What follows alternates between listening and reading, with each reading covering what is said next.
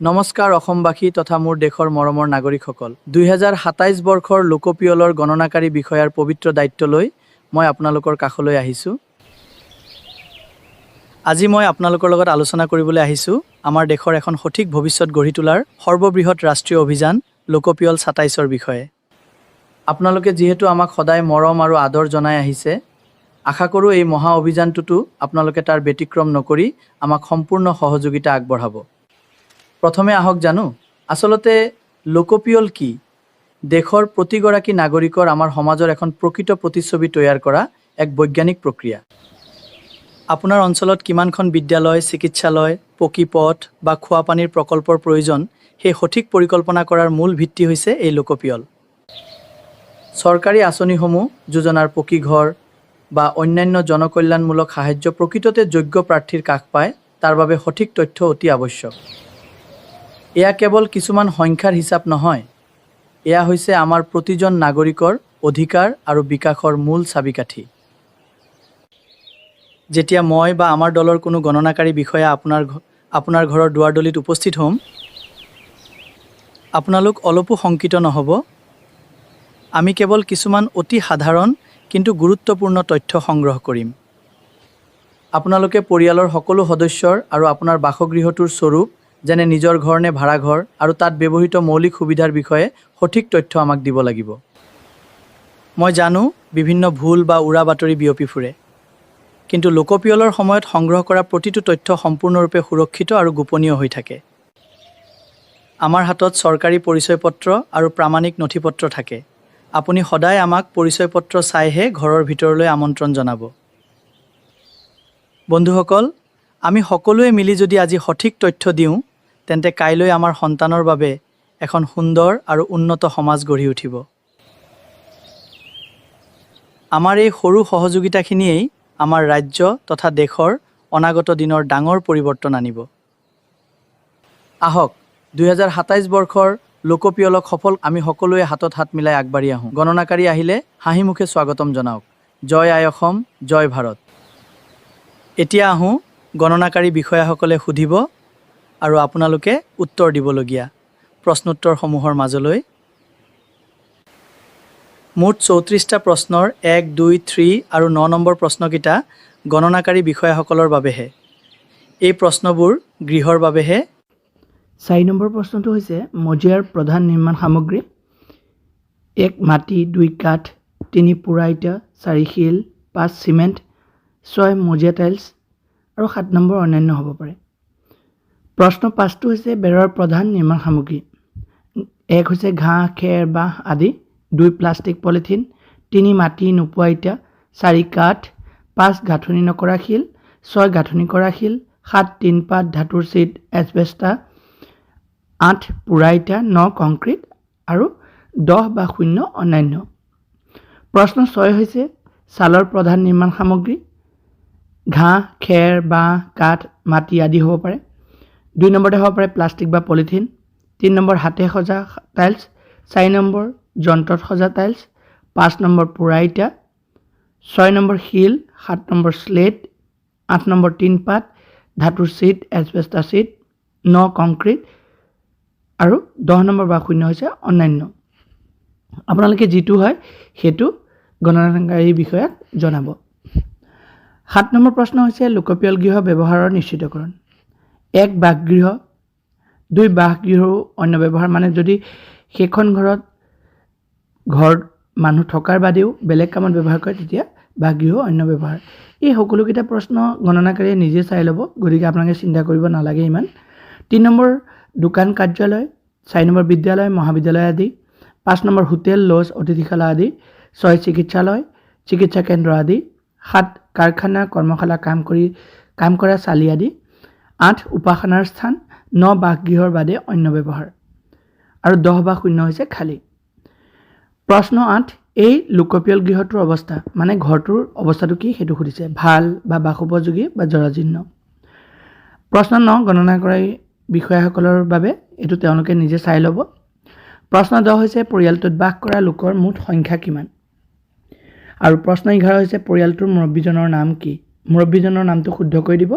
আপোনালোকে যিমানেই পাৰে আধাৰ কাৰ্ড আদি ডকুমেণ্টছ ব্যৱহাৰ কৰি এই নামবোৰ দিব।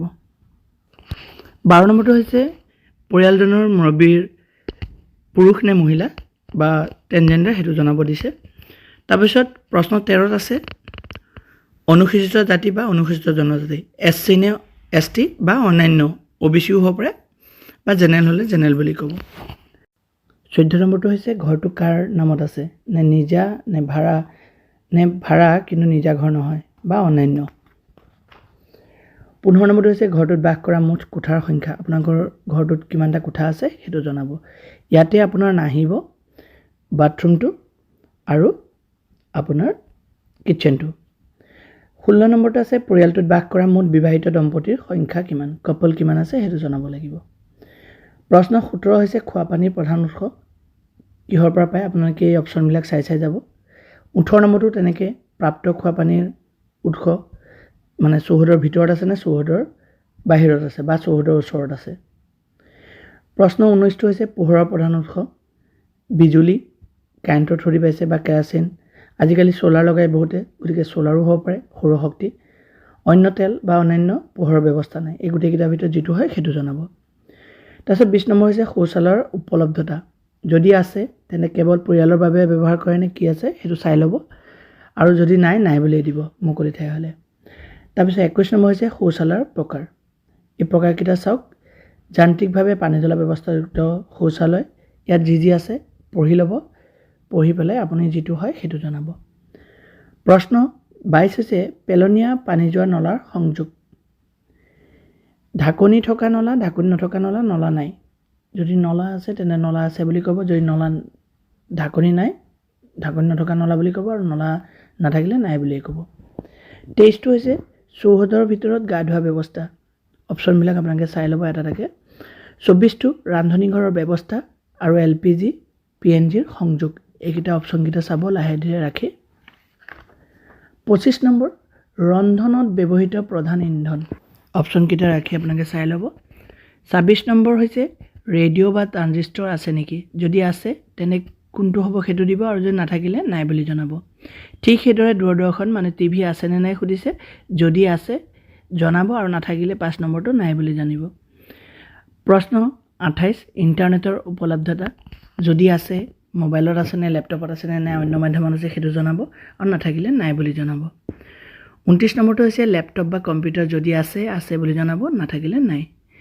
আৰু 30 নম্বৰ প্ৰশ্ন টেলিফোন বা মোবাইল ফোন, স্মাৰ্টফোন সাধাৰণতে থাকেই, গতিকে এইটো আছে তাতে যাব চাগে, আৰু নাথাকিলেও নাই বুলি জনাব, আৰু যদি দুইটা থাকে দুইটাই আছে বুলি জনাব।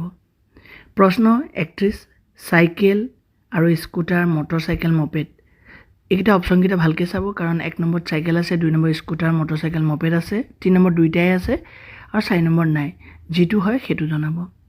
প্ৰশ্ন 32 হৈছে কাৰ, জীপ, ভেন, আছে যদি আছে বুলি জনাব, নাই যদি নাই বুলি জনাব। এইটো কোনো টেক্সৰ কথা নাহে, গতিকে থাকিলে আছে বুলিয়ে জনাব, ভয় কৰিব লগা একো নাই। প্ৰশ্ন 33 পৰিয়ালটোৱে ব্যৱহাৰ কৰা প্ৰধান খাদ্যশস্য, সাধাৰণতে আমাৰ অসমৰ মানুহে চাউলেই খায়, তথাপি আপুনি যিটো খায় সেই 6টা অপশ্যনৰ পৰা যিকোনো এটা অপশ্যন ব্যৱহাৰ কৰিব। আৰু অতি লাগতিয়াল প্ৰশ্ন 34 পৰিয়ালটোৱে ব্যৱহাৰ কৰা মোবাইল নম্বৰ, সাধাৰণতে বহুতে কি কৰে ব্যৱহাৰ নোহোৱা মোবাইল নম্বৰ দি দিয়ে, এইবিলাক ক্ষেত্ৰত এইটো কাম ভুলতো নকৰিব। আপোনালোকে যিটো মোবাইল ফোন ঘৰত সচৰাচৰ ব্যৱহাৰ কৰে সেইটো মোবাইল নম্বৰহে আপোনালোকে ইয়াত দিব, পৰাপক্ষত আপোনালোকে এইটো হোৱাটছআপ নম্বৰ দিবলৈ চেষ্টা কৰিব। লোকপিয়ল 2027 বৰ্ষৰ বাবে কি নথিপত্ৰ লগত ৰখাটো জৰুৰী? গৃহপিয়লৰ সময়ত 2027 বৰ্ষৰ লোকপিয়লৰ গৃহ গণনা বা প্ৰথম পৰ্যায়ৰ কাৰ্যসূচীৰ বাবে চৰকাৰীভাৱে কোনো ধৰণৰ মূল নথিপত্ৰ ৰখা বা দেখুওৱাত বাধ্যতামূলক কৰা হোৱা নাই। গণনাকাৰী বিষয়াসকল আহিলে কোনো নথিপত্ৰৰ প্ৰমাণপত্ৰ প্ৰদৰ্শন কৰিব নালাগে, নাম শুদ্ধকৈ লিখাৰ বাবে দেখাব পাৰে। আপুনি কেৱল নিজৰ সঁচা আৰু সঠিক তথ্যসমূহ মুখেৰে বা প্ৰশ্নৰ উত্তৰ হিচাপে প্ৰদান কৰিব লাগিব। তথাপিও সঠিক আৰু নিৰ্ভুল তথ্য প্ৰদান কৰাৰ সুবিধাৰ্থে তলৰ বিষয়বোৰৰ সঠিক তথ্য লগত ৰাখিলে বা জনা থাকিলে সুবিধা হয়।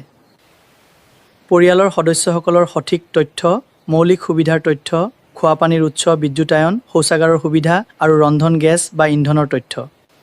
সম্পত্তিৰ বিৱৰণ, ঘৰত থকা মূল সা-সম্পত্তি বা বাহনৰ হিচাপ, যেনে television, computer, mobile phone, cycle, দুচকীয়া বা চাৰিচকীয়া বাহন আদিৰ হিচাপ।